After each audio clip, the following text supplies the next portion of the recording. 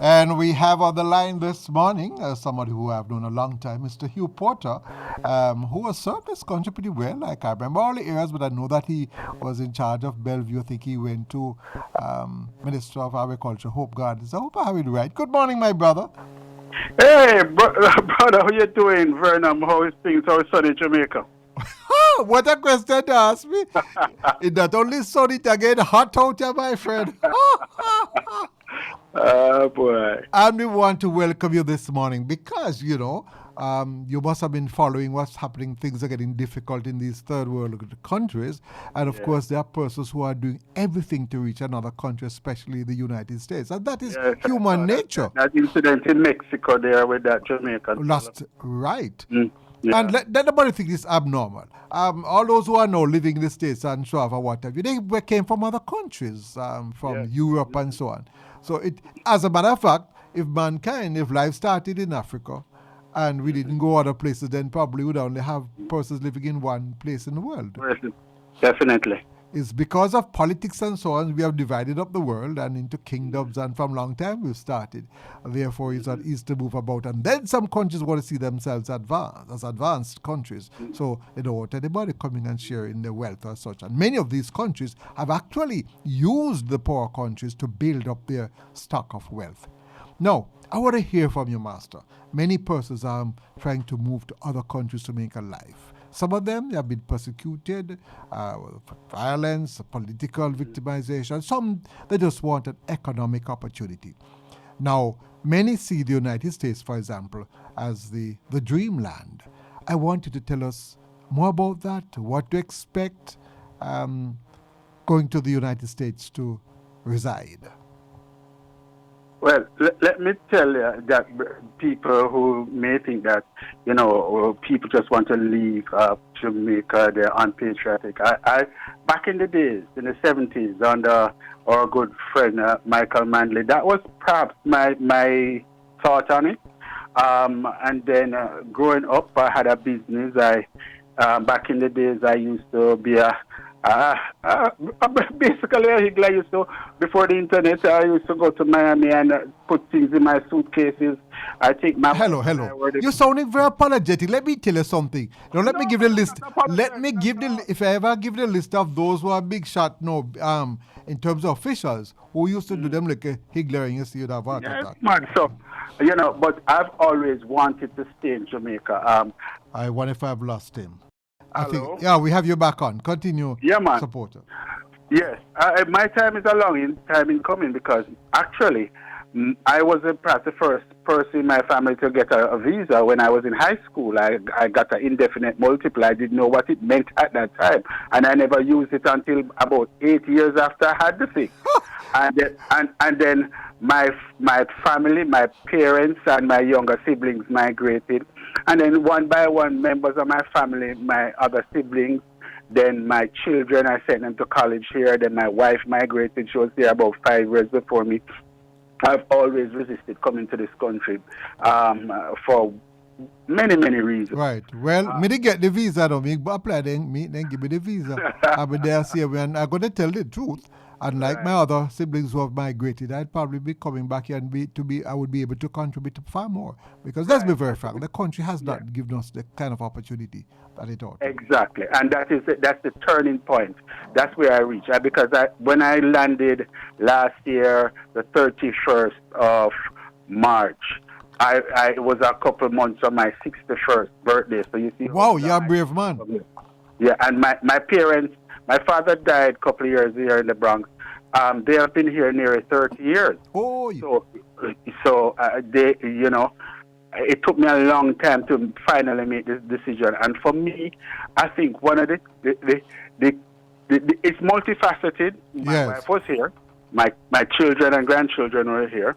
And for me, looking at my age and my impending retirement, I looked at it and said, as you said, this country has not given me the opportunity that I would want economically so that I could live comfortably in my retirement. And the only other thing that I could think of is just going to America and building something there so I could have it And let me just tell my listeners, you are like other persons who have ensured that you are qualified, and also your wife.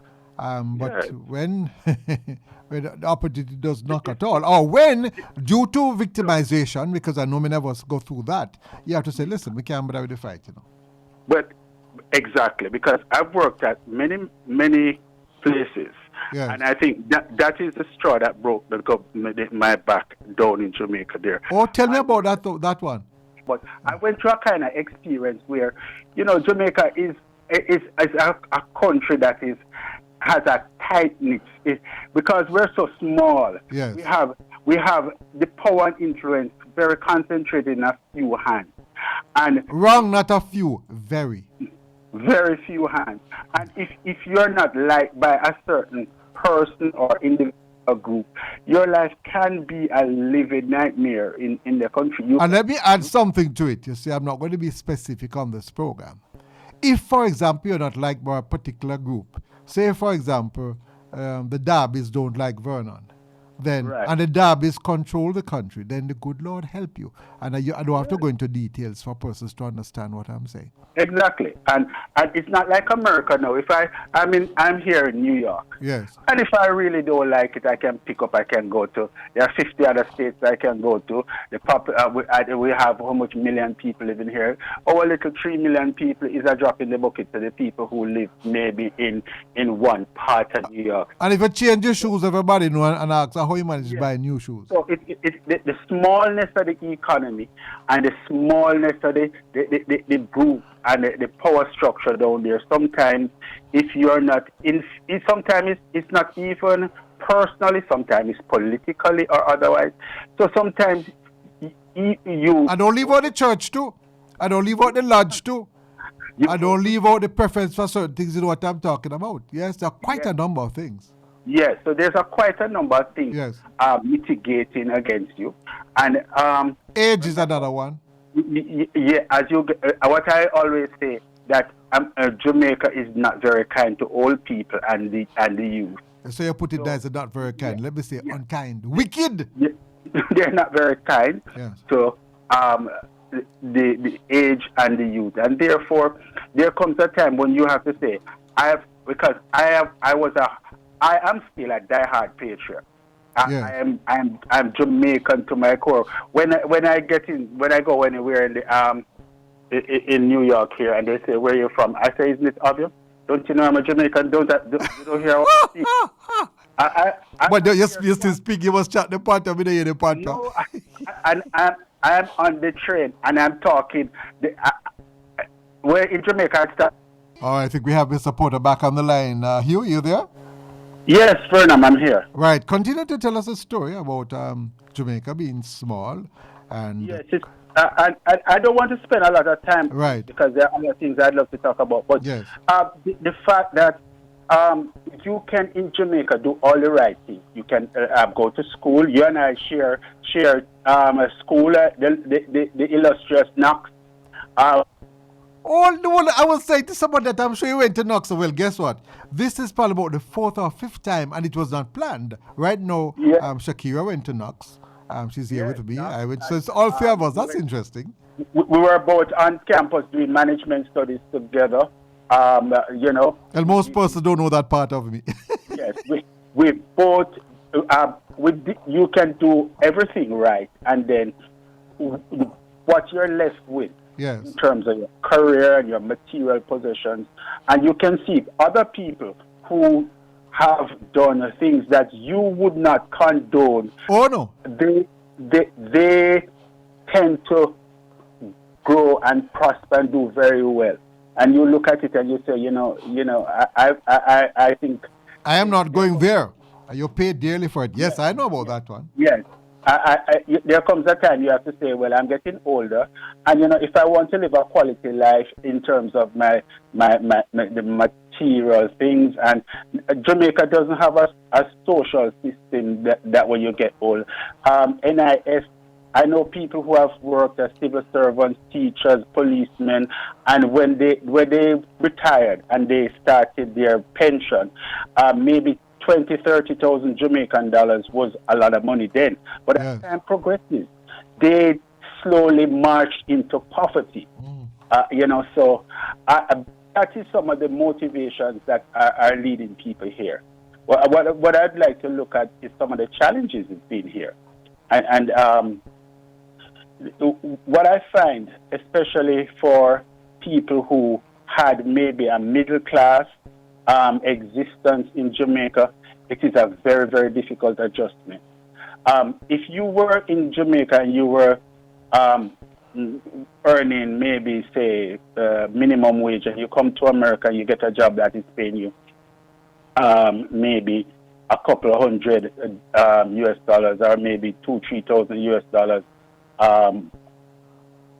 you are happy. Yes. If you were really like a senior executive or something, I have a family member who was a lawyer. Who is a lawyer and is now called to the New York bar, and it took her maybe 5 years for her to really find herself, because there's no reciprocity, especially professional people. Yes. Doctor, the nurse, and the lawyers. however, do your lawyers. There's no reciprocity. Yes. Even though, if you look at it, we in Jamaica will take in everybody from everywhere and give them work permit.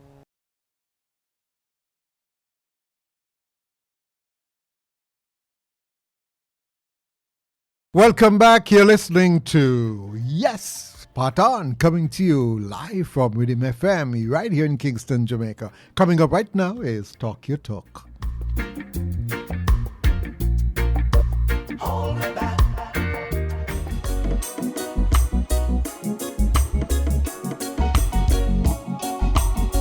And of course, our guest this morning, who was here yesterday, is Mr. Hugh Porter, citizen of Jamaica.